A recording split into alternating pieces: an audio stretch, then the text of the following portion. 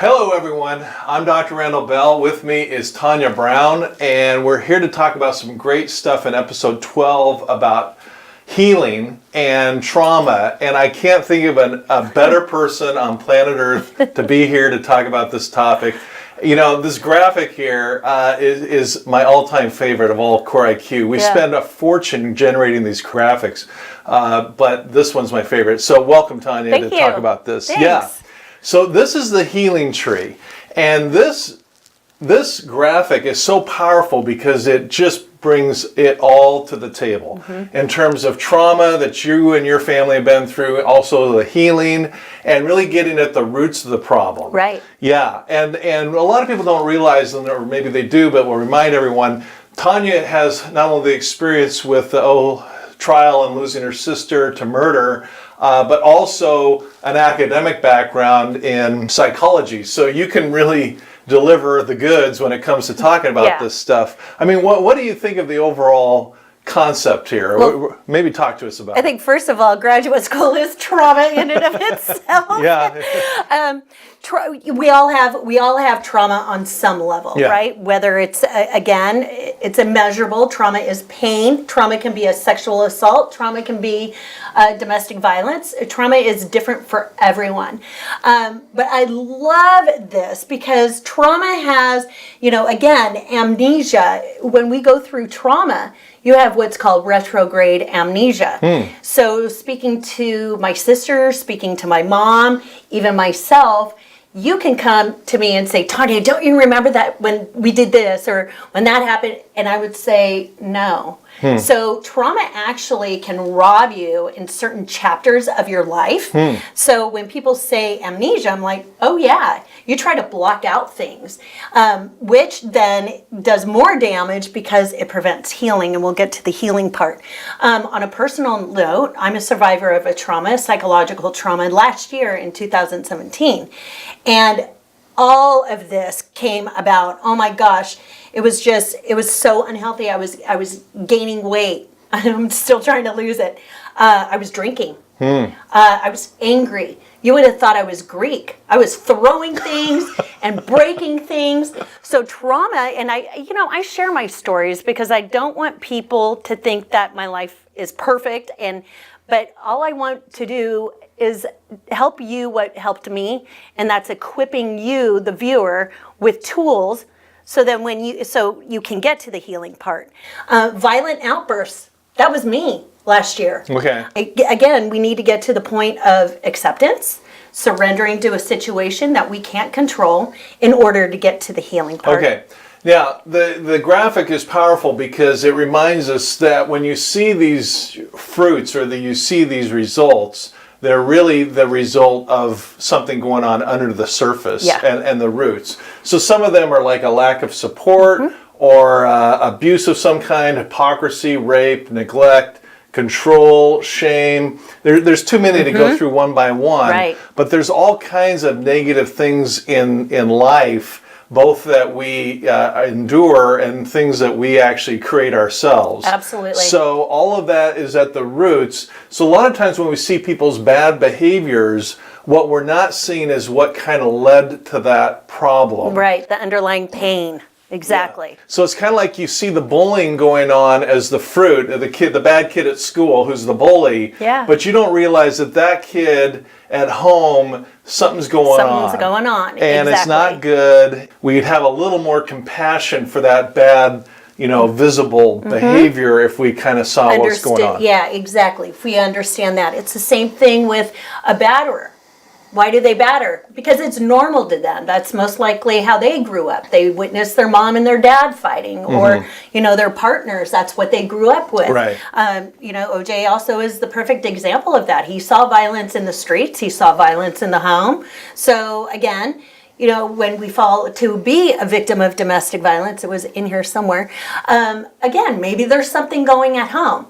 So that's what was really hard for me to understand with Nicole. It's like we never heard mom and dad fight. So there are certain situations where that doesn't apply, but most likely when you grow up in a violent home, that's your normal. Right? So you become a victim maybe because you saw how dad treat mom or how mom treated dad. It's your normal. Or there isn't a mom, or there isn't a dad, Exactly. or whatever. So yeah. all of this is your behavior right here. Right. Yeah. So a lot of these things are like we see resentment and self-righteous behavior, suicidal thoughts, sadness, depression, all of these things. But really, to treat these issues, you've got to get at the root. Down here. Absolutely. And sadly, our society doesn't allow us to do that.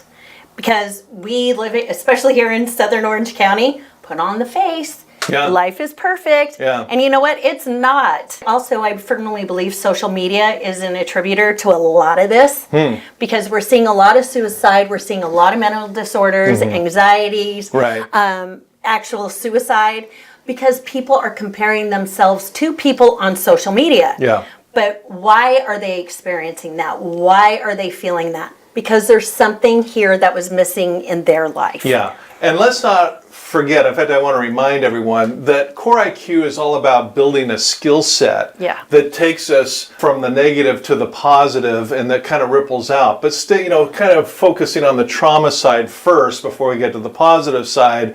A lot of these bad habits lead to these bad results. And we see it, you turn on the evening news, you'll see it within the first 5 minutes. Get on a freeway in Southern California, you'll see people that are driving like maniacs, obviously very stressed out. And that kind of comes with this territory of trying to be perfect and trying to be rich and trying to be this and trying to be that. Exactly. And so there's a lot of bad stuff going on, and Core IQ has lots of episodes about delving into the details of how to really kind of address that in a positive way. But anything else you want to say about the trauma side before we move to the positive side? Yeah, actually, okay, so the young man was 26, who assaulted me last year. So me, being the mental health expert, I was trying to guide him to get the help that he needed. Right. So he himself was angry, addicted, violent. The list goes on. Okay. But I had empathy and compassion because there was so much else going on in his family, in his environment. He was a star athlete, and then he got sick. So that was part of his identity, which also led to this. Okay. So the poor kid had a ton of trauma. I mean, I have compassion for him, but I can't be around him. Right. So, or rather, he can't be around me either. So in any event, there's always an underlying situation. I have empathy for the man, for the young kid who hurt me. He's 6'6". He scared me. He hurt me. It warranted a 5-year restraining order. So a lot of trauma, but I was able to understand it because he himself was in so much pain. Okay. But he needs to get to this needs to be treated so this doesn't happen. Okay, Yeah. I got it. Yeah. So, I mean, what I'm kind of hearing is that you, out of compassion, were trying to help him, but when it got to a certain point, it's like, no, this is toxic, got to get away. Yeah, well, it's violent, exactly. But I understood his actions. We understand, but we don't want to ever cross that line of putting up with behavior that's unacceptable. Right. And I appreciate the fact you said you shut that down. Yeah. I mean, quite literally. Yes. Okay, anything else on the negative side No. before we go to the positive? No. Okay, so that's kind of the negative stuff. The whole episode here is about consequences and getting to the good healing fruits. But really, to understand the good healing fruits, we got to understand the roots of that, because people see those who have kind of their act together, have enjoying a lot of success, they see all those outward moments, but they don't see really what's going in to make that happen. Yeah. So really, to get this result, we got to go under the surface again in the positive way and look at that. Exercise, breathing, charity, listening. There's a whole bunch here. What kind of topics kind of pop out in your mind? Well, I like breathing exercises because, Okay. again, trauma brings a lot of anxiety, and it can bring depression. It definitely can bring in suicidal thoughts. But breathing is your best anti-anxiety drug known to man. Stop your task that you're doing at hand. Take some, let the muffin top go, right? Oh. Really, it's like, let it go. As a society, again, we are such shallow breathers because we always feel like we need to be on and do more and get busier and be busier and have more stuff. And okay, look at a baby. How does a baby breathe? You see the belly expand, right? It's our natural way of breathing. But we, in the world, majority of us breathe up instead of out. So it's called diaphragmatic breathing. Okay. So it's really just filling your lungs, your belly, everything up with air, holding it, and then exhaling it. A great app is called, it's called box breathing. So you breathe in for 4, you hold in for 4, you exhale for 4, hold that for 4, and then you do the whole cycle all over again. So that really is essential. Support groups. I wasn't able to survive. I didn't get to this point in my life without support. Sure. So I'm a big, I love groups because I think that when you're in a group, no matter what support group that is, or even if you get it from your friends or your family, what works for me may not work for you, but somebody in that group may have a skill that can help me get through what it is that I'm dealing with. Organization, I still need time. I still need work in that one. But I love to read. So devotionals. I'm a big devotional reader, but I just don't read and then shut the book.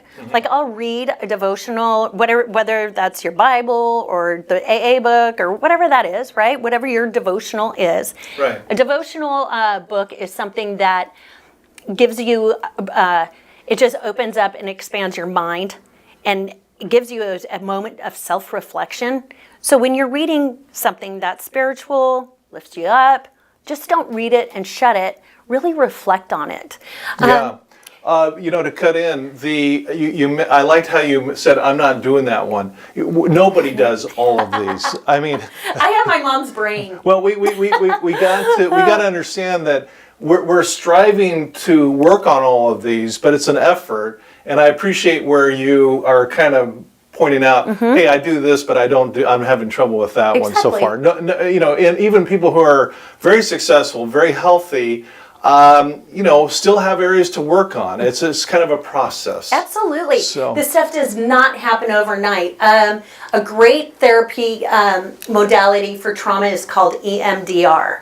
It's called eye movement desensitization reprogramming. It takes the trauma, it puts it in a different part of the brain so triggers can kind of go away. So it doesn't mean that the experience is eliminated from our brain, but you're not easily triggered. And 5 sessions, you'll be a lot better. I mean, not guaranteed, everybody's different. Right. Okay, so let's talk about meditation. Meditation's huge. Science and research now shows that 10 minutes of quiet time, you can actually create new neural pathways in your prefrontal cortex. So basically, how this works is that, okay, how many of us are on autopilot all the time? Right? Lots of people. Exactly. You get in your car, you turn it on, you take your same path to the office, blah, blah, blah, blah. So then imagine if there is a detour on your route and you are forced to do that detour, for the next 3 months, okay? There's always construction on our highways, right? So that's the same thing with meditation. It creates new detours in your brain. Takes time, but if you practice it daily, it's amazing. Forgiveness. It's so hard to forgive people, but I want to talk about forgiveness because forgiveness is not like, hey, you hurt me, let's go get coffee at Starbucks. Forgiveness is all for you. It's for yourself. It's basically cutting off that ball and chain that's holding you down so you can move forward. Okay. So forgiving something or someone is about you. Okay. And then the one I like here is like hobbies. I love playing the guitar. I'm not very good, so I like to play it by myself so no one has to suffer through it. But hobbies are good. Nature walks, supporting our belief systems. Very important. Spirituality is very key. Therapy, finding an expert. A lot of anecdotal advisors can do a lot of damage. They have no training. Right. I did 40 hours of training with my stuff at the volunteer work I do at San Quentin Prison. And it's basically 40 hours of someone saying, shut up, you don't know what you're talking about. Just listen. And that's one of these things here. Just being someone to find someone to listen if you need someone or being the person to listen. Right. Yeah. And always meet them where they are. That's the most important thing. When you have gone through so much in your life, you're so eager to, God, I know you can do this. Come on, you can do it, right? Right. But again, everybody deals with things differently. So listening, but yet more so meeting that person where they are. Right. They're not there where you are right now. You know, a couple days ago, I was actually filming for a TV show up in LA, and there were two guys, and one was a fascinating guy, and I kept asking him about his story, and he kept revealing more and more about himself. It's a long story, but I was absolutely fascinated. Then this other guy kind of wandered in, and everything this guy said, he kind of hijacked the conversation and said, oh, well, this happened to me, and this happened to me. It's like, I'm really here to listen to this guy, and if you want to listen too, that's great. But a lot of people really don't want to listen. They want to keep bringing it back to talking about themselves. Right. And it kind of frankly got a little annoying. Just sitting there, shutting up and listening can be a really wonderful habit. We have 2 ears and 1 mouth for a reason, right? Bingo, yeah. So listen. Yeah. So, and I'm listening to some great stuff, building trust, rest, taking time off, self-care, all these things. Coping skills. So this is when we see people who are really kind of got it going on, and we see all these benefits, which we'll talk about in a minute.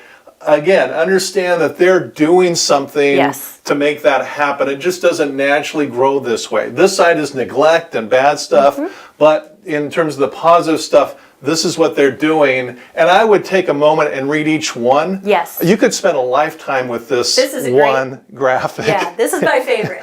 Love it. Me too. So let's talk about some of the fruits that we enjoy, you know, having done this and continue. And we're never done with this. Yeah. That's another fallacy, is that, oh, okay, I meditated, so I'm good to go for the next 10 years. Yeah, no. It doesn't work that way. And the problem is that a lot of people only tap into certain lifestyles or coping skills than a lifestyle, when things aren't going well. Right. We seek therapy when we're not doing things well. Okay? But if we go through therapy or practice coping skills and listening and all of this right here, when we go through that, when we're like well and happy and healthy, oh my gosh, when you go through something chaotic and stressful, it's not going to be so magnified. So I encourage people to practice these things so then it's ongoing. And then when you're hit with chaos or trauma, you're not going to be so triggered. I love that. Yeah. Okay, great concept. So when we're doing these things, we build our self-esteem, we become more generous with others, we're more grateful, our sense of humor, resilience, thriving, hope, all these kinds of things. What kind of things pop out at you? I love mindfulness. Mindfulness is key. It's slowing down. It's paying attention to what you're eating, how you're walking, how you're talking. Mindful is really, and I know it sounds so cliche to a lot of people, but it's really being here in the now. So it's the opposite of being oblivious. Exactly. Okay. It's just like if you've got to clean dishes, just don't look at it like, oh, okay, I'm just going to rush through it. Really just take in the temperature. Be real methodical and mindful. Yeah. Authenticity, it's huge. You know, that's why I share my story, because I'm very authentic. Yeah. But I healed. Okay, so now I can really be me. Right. And it's taken many years. Well, that's why you're in demand to speak all over the place, is because you've been through the process. Exactly, and I want to share people that. Okay, so recovery and good mental health. So those go hand in hand. Yeah. When we face the crap that's in our life, excuse my language, we have mental well-being. Right. We have positive health. We have great mental health. We have recovered from the stuff that's been in our life.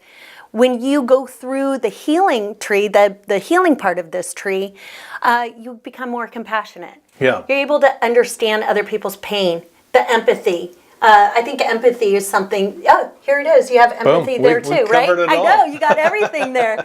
And you know, look at majority of the billionaires. Again, you don't need to be a billionaire or millionaire to be happy, although it would be nice. But you can talk to Warren Buffett. You can talk to Tony Robbins. You can talk to Les Brown, right? You can talk to a lot of the people who are living these magnificent lives and changing lives, right? But again, they had to face all their stuff, but now they're prospering. Yeah. But you can't prosper when you're in trauma or chaos. So you become more open. Your esteem you're more confident. You're standing taller because you've got into a state of acceptance and love, and you're fulfilled now. Yeah. You know, I've got a lot of clients. Some of them, they're all, you know, a lot of them are multimillionaires, a few billionaires, and I've seen the Browns weren't, though. You're still my friend. Of course you're my friend. But my point is, when you brought up the money thing, so, some of them are actually pretty miserable, quite honestly. But some of them are very happy. I've seen absolutely zero correlation between the money and happiness. Yes. You know, volunteering at the homeless shelter down Laguna Beach, I've become friends with some of the homeless. So I'll be driving through town and I'll see one, I'll pull over and, hey, let's go have lunch. Yeah. And talk to them. And some of them are like very upbeat and very happy. They've gotten into some kind of problem, but they're working through it successfully. Right. And they're very happy. And I've also sat down at the table with some A-list movie stars who are clients, and they're not the happy thing you see out on the red carpet. Exactly. You know what I mean?